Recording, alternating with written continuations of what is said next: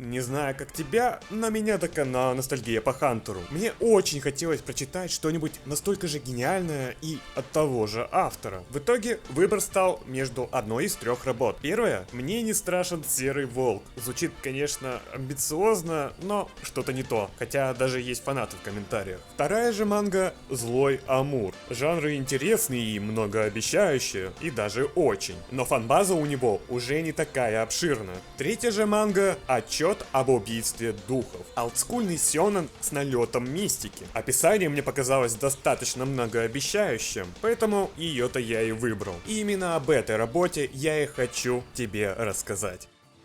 Изначально я и правда думал поведать вам детально о сюжете, боевке и персонажах, но неожиданно для себя я понял, что отчет — это банальный сёнэн с раковой опухолью в виде постоянных левелапов, унылых боев и турниров. К сожалению, сюжет слишком банален. Каждая его арка выстроена по одной и той же простой схеме. Первый этап — герой попадает в какую-то опасную ситуацию. Второй — дерется и огребает. Во время третьего этапа он прокачивается. В четвертом же снова происходит файт, но в котором, как вы уже могли догадаться, он побеждает. Вуаля, закрывается ширма, конец арки. И так снова и снова по кругу. Исключением становится только самая последняя часть. И это только потому, что автор снова решил сделать турнир, который повторяется уже который раз. Все эти сюжетные, в скобочках, повороты имеют самую элементарную мотивацию по типу «спасем мир» и так далее. Самое парадоксальное, что мир, который пытаются спасти главные герои, прописан очень и очень скверно.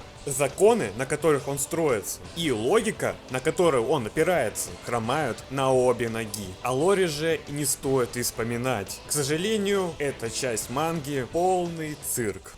Если же говорить о сюжетостроении, то в рамках своего жанра манга выдает достаточно старые и обыкновенные паттерны, из-за чего дальнейшие события предсказываются на раз-два. К примеру, враги? Не, это будущие друзья. Главный герой проиграл? Ну, да, только сразу стал сильнее и унизил морально и физически своего врага. Прошла какая-то знаменательная битва, после которой герои стали неимоверно сильными? Разумеется. В следующей арке их побеждает пара бомжей, которые выкрали время между сбором банок и бесплатной столовой. Фух.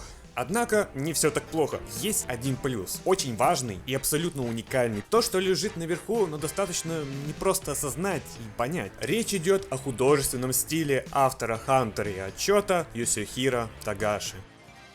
Hunter x Hunter до сих пор многими считается одним из самых лучших и самым уникальным сёнэном за всю историю. Действительно, это выдающаяся работа во всех областях своего формата еженедельной манги. Вы только вдумайтесь в это.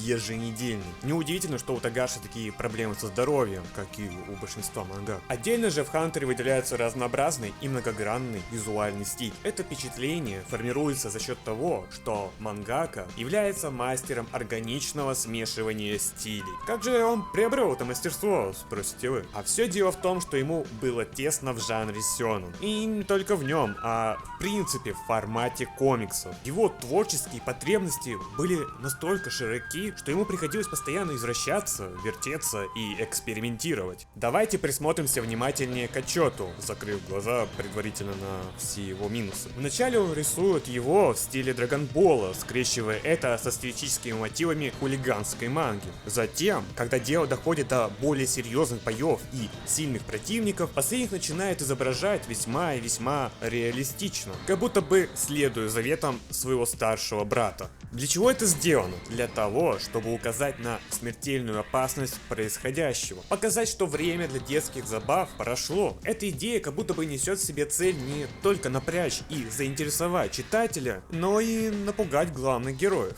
Интересно, что с чем большим количеством опасностей они сталкиваются, тем более взрослыми они становятся по мере сюжета. Тагаши полностью игнорирует главным образом джамповский штамп нестареющих героев. Но взрослеют герои не столько в поступках, сколько визуально. Если вначале они рисовались в таком наивном и инфантильном стиле, то в будущем они приобретают куда более мужественные, взрослые и зрелые образы. Вернемся обратно к реализму, ведь у него есть еще один мотив. мотив – отразить внутренний мир соперников главных героев. Это не просьба жалеть антагонистов или сопереживать им. Нет.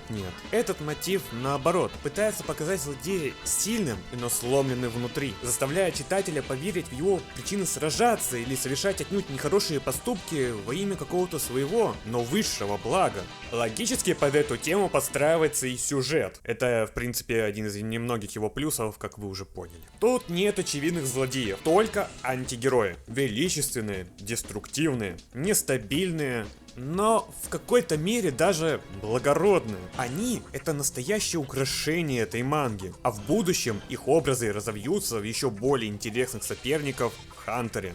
По итогу ситуация получается слегка смешная. Чиби-персонажи дерутся с гротескными и импозантными злодеями. И это только начало. Тут вам и настигшее Тагаши влияние Джоджо. Как раз выходила вторая часть. И референсы к Акире, аллюзии на Девилмена, гаджеты Дораэмона и так далее. Все это по итогу смешивается в какой-то совершенно безумный котел самобытности. И что самое странное, все это работает. Такая невероятная экспрессия является якорем, который держит внимание читателя и не дает ему оторваться от манги. Встречалась ли вам когда-нибудь книга, кино, сериал или даже картина, чья гениальность полностью вас поглощала, даже будучи несовершенной? Если брать за пример кино, то оно может быть сколько угодно плохим, и в нем может быть сколько угодно клише, дурацких моментов или неточностей. Но вот удачный кадр, вот гениальная актерская игра или великолепное режиссерское решение. И все. У вас в голове невольно рождается «Вау». Талант Тагаши лучше всего отражается в том, что он умеет генерировать это вау на постоянной основе. Да, в отчете об убийстве духов это отражается только в визуале, но даже так, это плюс, который вытаскивает мангу со дна.